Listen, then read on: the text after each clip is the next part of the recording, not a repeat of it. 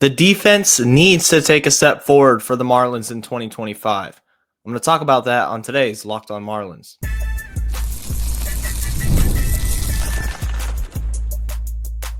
You are Locked On Marlins, your daily podcast on the Miami Marlins. Part of the Locked On Podcast Network, your team every day.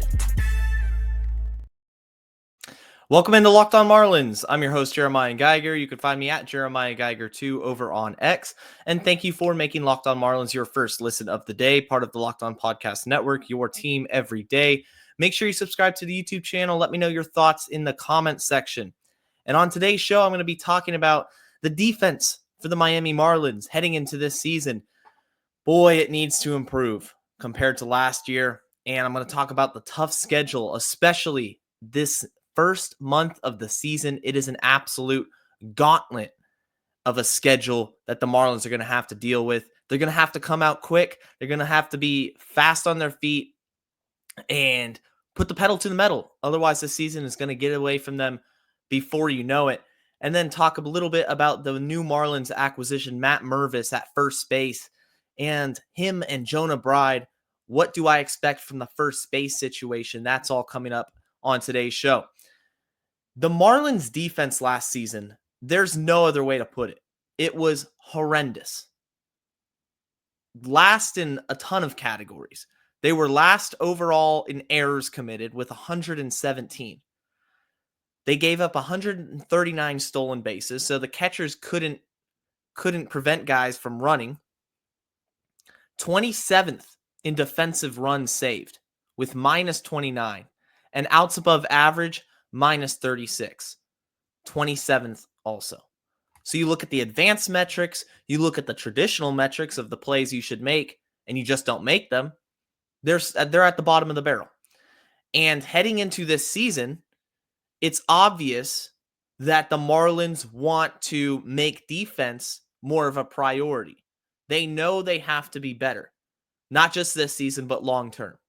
We've seen that in trades. Starlin Caba, elite defender at shortstop. Maybe the only pure shortstop the Marlins have in their system until we see Andrew Salas. We need to see his development. But Caba's glove, highly regarded among scouts. The problem is he's still years away from making his debut. So the Marlins heading into this season, their infield, you have guys playing out of position. Besides Otto Lopez, who is an elite defender, and if everything goes well, could make a run at a Gold Glove this season. The infield is below average. There is no other way of putting it. Connor Norby, he's not a natural third baseman. You look at the Savant page. Outs above average, minus 6. The range, it's just not there. Xavier Edwards is even worse, his range at shortstop. Otto Lopez, great. And then you go to first base. Jonah Bride, not a very good defender. And that's where I think maybe Matt Mervis, who we'll talk about a little bit later, might come into play when it comes to defense and providing a little bit more defensive value at first base, possibly. But overall, the Marlins infield, it needs to step up. I think guys are playing out of position. You look at the outfield. Let's say, for example, the starting outfield opening day looks something like this. Dane Myers in center, Jesus Sanchez in right, and Kyle Stowers in left. Or if you want to predict, Griffin Conine in left. Jesus Sanchez is average at best in right. You look at the numbers here. He's got a good arm. 1 out above average, so nothing flashy. So he has a little bit of range there. But he's nothing special defensively. They're trying to move. They're experimenting with him playing more center field this spring, it looks like. I talked about that on yesterday's podcast. And we've seen how that worked out a few years ago. He's not a true center fielder, but he can be an adequate right fielder. Kyle Stowers in left, below average. Griffin Conine, great arm, But he's a role player. He's not a everyday plug and play. We don't know what we have with him yet. And then center field, we have Dane Myers. And I had his Savant pulled up right here. Real strong arm. Remember, he's a former pitcher. He can get the outs. He can make throws look easy from center field. The range is fine. So the outfield, I think, is in a better place than the infield. It's much stronger than the infield is. The infield could cause trouble. There's players playing out of place. Xavier Edwards, maybe when he comes back with the healthy shoulder. He said his shoulder was bothering him. He was struggling with that injury. He says it feels good now. When he comes back and is healthy, will the arm strength be there? And Connor Norby, I know he's working hard at third, but the defense, it's hard to predict a huge step forward based on the projected opening day lineup. Catcher, we know what we have there. Nick Fortes is still going to be taking the majority of the reps behind the plate. Augustine Ramirez is the guy in waiting. Joe Mack is the guy in waiting. These guys, they're probably not going to crack the opening day roster. I think the Marlins want to see Ramirez get as many reps possible, who hasn't caught much in his professional career, before they say, okay, this experiment is over. Joe Mack, all the metrics, all the scouting reports, good defensive catcher. He's not going to debut right now. Third base, Connor Norby. I don't mind as much if he struggles at third a little bit. We saw Jake Berger struggle at third. He wasn't a great third baseman. And third base is the hot corner. It's a hard position to play. It's a real difficult. Ball's coming at you 100 miles an hour off the bat. You got to make the long throws. There's a few players in the league that do it extremely well and consistently. Nolan Arenado, Manny Machado. Very special players. I like what I see with Connor Norby, what he brings with his bat. So defensively, I can live with below average defense, especially as he's learning the position. Peter Bendix himself was saying, look, I know Connor Norby's adjusting to third base. It's not going to be perfect. But when you look in totality at the Marlins team, and you already know the struggles they're going to have in the lineup, you see the rotation and how volatile it can be. Injuries on the horizon. You have to maintain your conditioning, fight back against those injuries. Health is an important key here. Quality defense is important. And right now, I just don't see the Marlins taking those steps with the lineup constructed as it is. Let me know your thoughts in the comment section about the Marlins defense.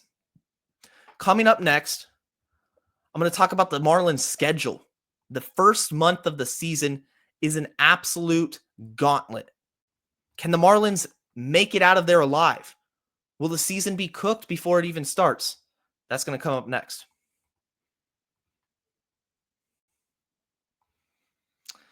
This episode, of course, is brought to you by Wonderful Pistachios. Are you looking for a snack that's both delicious and nutritious? Crack into a good source of protein with Wonderful Pistachios. Wonderful Pistachios is one of the highest protein nuts. Each 1 ounce serving has 6 grams of protein, giving you over 10% of your daily value. Plus, they're packed with fiber and better for you unsaturated fats to help keep you feeling fuller longer. If you like the no-shells variety, it's the perfect grab-and-go snack for busy days. Whether you're snacking at your desk, on a road trip, or you just need a quick protein boost, they're always a go-to. And if you love cracking open every shell for that satisfying crunch, the in-shell options are a classic favorite. Wonderful Pistachios is a complete protein, offering 9 essential amino acids. And these little green wonders pack a protein punch. The no shells wonderful pistachios are great for that grab and go ease. And of course, the satisfying crack of opening each shell, it's like snack meditation. Whether you're running between meetings or dropping off the kids, Wonderful Pistachios is a snack that works as hard as you do. Get snacking and get cracking with the snack that packs a protein punch. Visit wonderfulpistachios.com to learn more.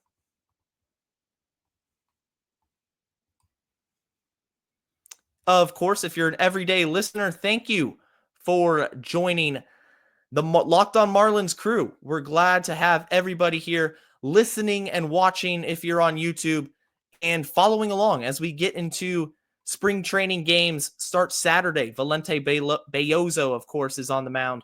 So thank you guys for making this your first listen of the day. And of course, if you are just stopping by, maybe this is your first time listening or watching the pod, thank you. We appreciate you. Make sure you subscribe and don't forget to come back. Leave a comment below and join the Locked On Marlins crew. It's going to be a fun season.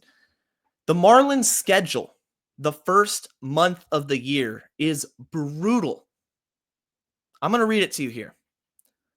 The 4 games to start the year against the Pittsburgh Pirates. Of course, we have that awesome pitching matchup with Sandy Alcantara versus Paul Skeens, who is arguably the best pitcher in all of baseball. And he only pitched 1 season in the major league so far. He's that good. I believe he currently is the best pitcher already. Cannot wait for that. That's opening day. But you got 4 games against the Pirates. The Pirates aren't contenders. Maybe you split the series. Maybe you win the series. You never know. But it's not anything crazy. And then it gets the pedal hits the metal right here. The car starts revving its engine, and we're going 0 to 60 real quick. 3 against the Mets, playoff team. 3 at Atlanta, playoff team. 3 against the Mets again. Then 3 against the Nationals. I believe they're going to be better than expected. They have a really good young lineup. The pitching has to be on. Otherwise, you can lose that series easily. Then you go to Arizona for 3. You go to Philadelphia for 3. 2 really good teams. 3 versus the Reds, who have playoff aspirations. 3 at the Mariners, very good American League team. And 3 against the Dodgers in LA. So the only series where you could sit there going into the series, before the series starts, and say, I think the Marlins could legitimately win this, and it wouldn't be that bold of a prediction, is the first one. If you tell me that you think the Marlins can beat the Braves or the Mets and take 2 out of 3, I could say, yeah, they could, but is it likely? Probably not. That's the only series. Maybe the Nationals. And even then, I don't know. Remember last season how terrible Miami started? 0-9, 1-11, something like that. It was horrendous. The season was over before it started.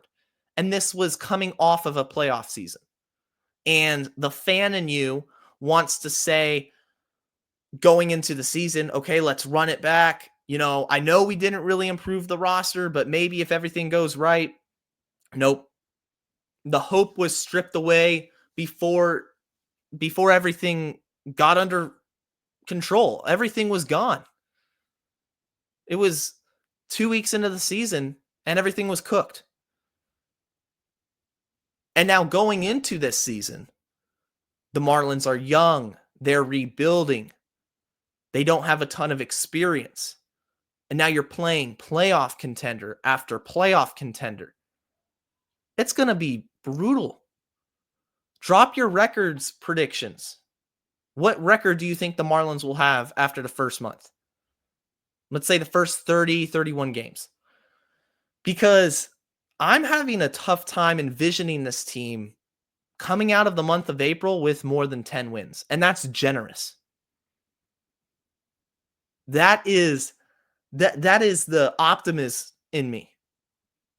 I see a world in which the Marlins are 6-7 wins. I mean, it's that tough of a schedule. And, with the new scheduling format, everybody plays everybody. Been a couple years now. And I like that for the game of baseball. It allows teams and fans to see other players and organizations that they never used to in years past. But the American League has great teams. Got to play the Yankees, got to play the Royals, the Tigers, the Astros, the Rangers. Like, it's for real. This schedule is for real. There's a reason this team lost 100 games last season, and now you're coming into a new season with young players who are eager and ready to stake a claim on this roster to prove they belong. And what I worry is that they are so geared up in spring training, so ready to prove themselves that, hey, I belong on this team. I deserve a starting role. That when the real games start happening and the losses start accumulating, who is going to keep this team together? You're going to need leadership. A strong leader starts and ends with the skipper. It's what Skip Schumacher brought. I believe he was a very strong and influential leader in that clubhouse. Clayton McCullough, first-year manager. How are you going to handle your clubhouse, your team, when the adversity strikes? Because it will. I understand you're playing the underdog role, and that's great. You always want to win. But when adversity inevitably happens, you have to be strong, you have to rally the troops, and you have to get everybody on the same page and not let bad attitudes happen, players playing for themselves, any selfish attitudes. So Clayton, we're depending on you. You're the man. You're the man. You're the captain. Dial it in. And then for the players, who's going to step up and be a young leader on this team? We know what Sandy brings. The value Sandy brings to that pitching staff can't be quantified in terms of his experience, his mentorship. What about the position players? Who's going to take the outfield and turn it into one cohesive unit, one group who is tight-knit? You don't have to be a superstar, but you have to be a leader. Jesus Sanchez, he's the longest tenured Marlin here. Can he become that leader for this team? Who's going to step up? Is it somebody like Derek Hill, who's an older guy? Maybe he doesn't even make the roster. You have to think this roster could be in flux in spring training. Nothing is set right now. But the infield, the same thing. Young guys all across the board. Lopez, Edwards, Norby, they're all young, and they're trying to show they belong. But we got to see that leadership, and we have to see the mentality of this team, the fortitude, as we get through this schedule. Because this first month is not going to do you any favors. So you absolutely have to be dialed in across the board. And it's going to be interesting to see how this team responds to when the losses start to pile up. Because I believe they will, unfortunately. Coming up next, we're going to talk about first base. Marlins have a possible new first baseman. That's Matt Mervis. Going to talk about him right after this. When the game tips off, the NBA action is just getting started, and there's no better place to get in on it than FanDuel, America's #1 sportsbook. With FanDuel, you can place live bets throughout the game, so even if you miss the opening tip-off or want to bet on a fourth quarter comeback, you can stay in the action. And if you're looking for a bigger payout, you can even combine your live bets into a same-game parlay. You will love using FanDuel's live betting feature because it keeps every moment of the game exciting. Whether you're backing your team for a late-game rally or picking a player to hit a clutch three, you'll never feel like you miss your chance. Plus, the app is easy to use, and when you win, you get paid instantly. Right now, new FanDuel customers can get $150 in bonus bets if your first $5 bet wins. Just visit FanDuel.com to join today. That's FanDuel.com for your shot at $150 in bonus bets. Make every moment more with FanDuel, the official sports betting partner of the NBA. And of course, thank you for making Locked On Marlins your first listen of the day. For a great second listen of the day, go check out Locked On MLB. And if you're curious about any other teams, maybe the Braves, Mets, Phillies, division rivals, go check out their Locked On shows. They're all on YouTube, on every platform. It's a great way to get the inside scoop on other teams. Matt Mervis is who the Marlins acquired for Vidal Brujan, who was a complete disaster here in Miami, ended up getting designated for assignment. The Marlins did turn Brujan into an addition, though. They swapped former failed top prospects, if you will, with Matt Mervis and the Chicago Cubs. They got Matt Mervis from the Chicago Cubs. And he is competing in spring training for a starting role as the first baseman. Somebody who the Marlins feel, at least, could possibly maybe platoon with Jonah Bride at first, get some designated hitter reps. I know the exciting prospects that a lot of you fans are looking forward to watching in spring: Davison De Los Santos, Agustin Ramirez. And like I said earlier, I think the Marlins are going to take their time with Ramirez, especially defensively, because you don't want to give up on a catcher that quickly. And with Davison De Los Santos, it's interesting to see how he fits on this team right now.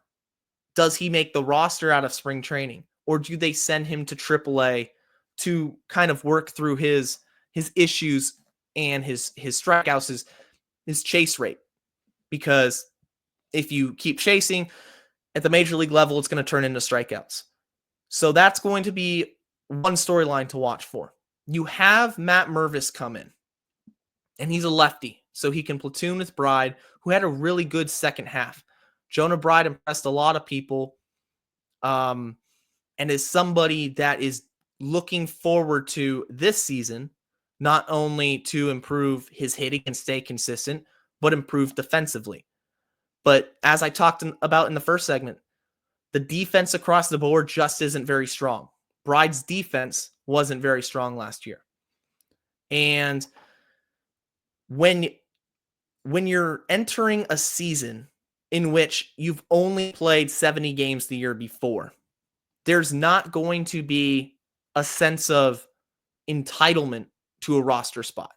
I'm sorry, Jonah Bride, he's 29 years old. He's not a building block of this team. I believe first base is an expendable position. I believe Jonah Bride isn't somebody that the Marlins are going to be building around for the next 3-4 years. I think that's fairly obvious. Now, Matt Mervis comes in to provide competition for that opening day spot. And maybe Bride slides to designated hitter. But the interesting thing with Matt Mervis is he's really powerful. He's got a ton of raw power. And often what we see with these prospects is they're very good in AA. They're very good in AAA. And then they hit a wall. And for whatever reason, they can't figure it out at the major league level. And that's so far what we've seen in Matt Mervis's short career is he's just hit that wall. I think back to Lewis Brinson, for example. Brinson tore up the minors. He was a top prospect for a reason. But he got to the majors, and every time there was just some disconnect.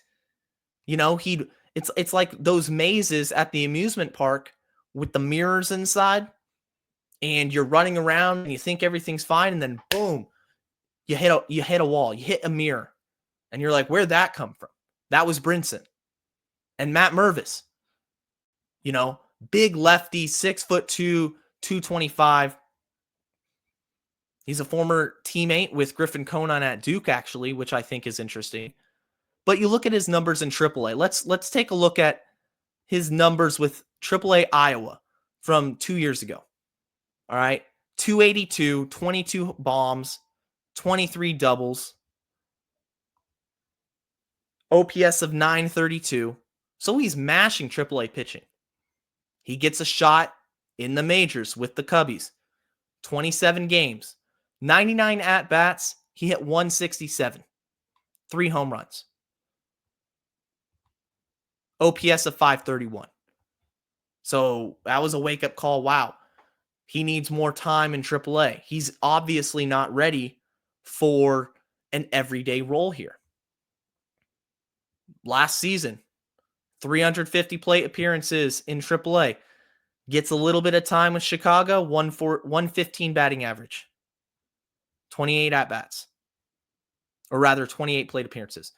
But still, 115. He couldn't hit it. And now it's like a change of scenery. Wipe that from your memory, Matt. Get to Miami, and you're competing with Jonah Bride for at-bats to play first base. And right now, I would feel safe saying this is his one and only shot with the Marlins. Spring training and the first couple months of the season, which we already talked about. The first month is a complete barn burner. Good team after good team after good team. So you got to be ready to go. Because, like I said, Jonah Bride's there. Davis and De Los Santos will be up at some point. Augustine Ramirez down the road might make the move to first base. Troy Johnston, shout out Troy. Troy Johnston, who still hasn't gotten a shot. He plays first base. So I believe what the Marlins are doing here is saying, hey, we're going to cut our losses with Vidal Brujan. That didn't work out. Didn't turn out to be a good player at all. At least we get something back in Mervis. We'll take some depth at first base. Give somebody to have that platoon option with, Jonah Bride. And if it doesn't work out, I believe the leash is very short with Matt Mervis. The Marlins just don't have the expectations to where Matt Mervis is somebody that, hey, we're gonna give you a huge long stretch, because there's no point. They have players who they're trying to find out can be a part of this team in the future. When you're a rebuilding team, it's all about development. It's all about figuring out who can be a part of the future. De Los Santos wants to do that. Troy Johnston wants to do that. Jonah Bride, Matt Mervis, Eric Wagaman, another player who could play first base and who signed a split contract. So those corner infield spots, there's some competition there, and there's guys ready to work for their at-bats. So with Mervis, what I'm looking for is the power. Can the power finally play in the major leagues? We've seen it play in AAA. He has the profile, the standard cookie cutter profile as a big left-handed power hitting first baseman. But is he that AAA player who can translate that into the major leagues? Or does he hit that wall again and become what we call that quad A player, that AAA player? You know, the guy that just can't figure it out. Because if the Marlins do find something, then we're going to applaud and say, great job, Peter Bendix. You got somebody for Brujan. He's still 26 years old. Something's clicked. The change of scenery worked. But if not, you remove him from the equation and you still have Jonah Bride. You still have Eric Wagaman. It's not going to be a situation where you're the Marlins and you're going to lose sleep over it. So this is more of a Matt Mervis. Hey, this is your shot, man. Make the most of it. And the same goes for Jonah Bride in terms of when you get those reps at first base, let's see you improve defensively. I know you want to work on it. I know you've been working on it. And let's see that bat play consistently like we've seen it for 70 games last season. So both those guys, I think will be getting plenty of work, plenty of at-bats this spring, and hopefully in the regular season, it comes to fruition and we see some good production. That's going to do it for today's edition of Locked On Marlins. Of course, this is your team every day. We'll be back here tomorrow. And thank you guys for listening. Thank you guys for being a part of the Locked On Marlins crew. The first spring training game is Saturday. Grapefruit League action. I can't wait for it. It's going to be broadcast on the radio, of course. And until then, stay safe. Let's go fish.